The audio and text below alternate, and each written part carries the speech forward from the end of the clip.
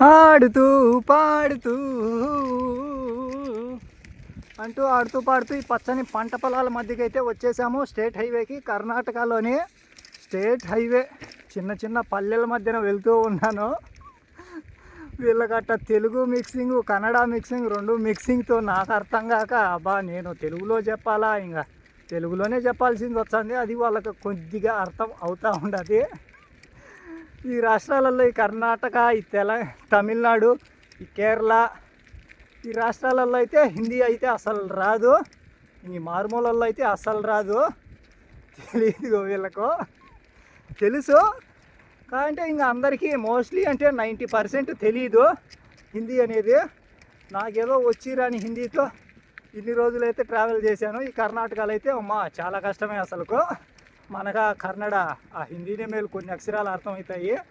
ఇవి అయితే అక్షరాలు అర్థమైనట్టే ఉంటాయి కానీ అర్థం కావు, అట్టుంటాయి.